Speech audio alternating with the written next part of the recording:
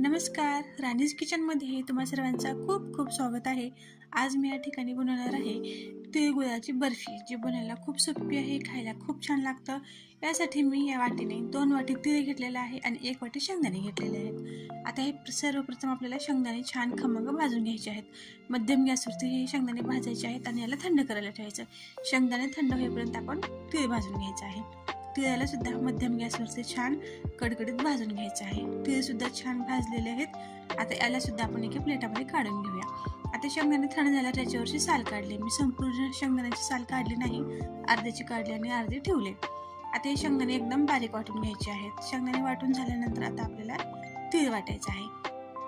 आता तिळीला आपल्याला संपूर्ण वाटायचे नाही, 2 चमचे तीळ आपल्याला ठेवायचे आहेत, कारण वरून आपल्याला डेकोरेशनसाठी वरून तीळ टाकण्यासाठी 2 चमचे ठेवलेले आहे। यानंतर तीळ बारीक करताना आपल्याला पूर्ण बारीक करायचं नाही। रवा जसा असतो ना, त्या रव्यासारखा आपल्याला बारीक करायचा आहे। अगदी बारीक पावडर करायचं नाही। आपला मोठा रवा जसा असतो तसं आपल्याला तीळ वाटून घ्यायचं आहे। म्हणजे काय होतं, बर्फी जी आहे ती आपल्याला कुरकुरीत लागते।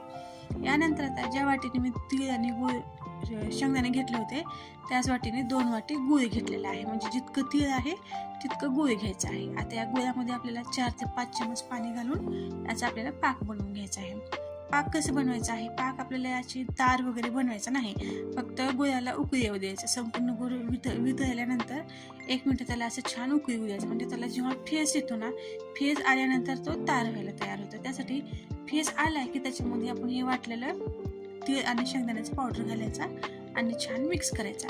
आपल्याला गुळाची चाचणी बिलकुल करायची नाही, नाहीतर काय होतं, ही जी बर्फी जी आहे ती कडक होते।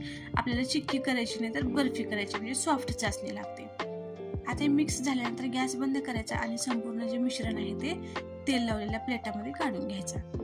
या प्लेटामध्ये असं पसरवायचं। आता बर्फी तुम्हाला जाड करायची, पातळ करायची, त्यानुसार आपल्याला याला पसरवायचं आहे। मी थोडंसं मीडियम करणार आहे, जाड पण नाही आणि पातळ पण नाही। 1 गिलास घेतलेला आहे, त्याच्या बुडाला थोडंसं तूप लावलेलं आहे आणि त्याच्याने याला सगळीकडे टॅप केलेलं आहे। त्याच्यामुळे काय होतं, एक लेवल बर्फी पसरते। यानंतर आपण जे 2 चमच तीळ ठेवलं होतं ते तीळ आता याच्यावरती घालते आणि याला मी अर्ध्या तासासाठी थंड व्हायला ठेवते।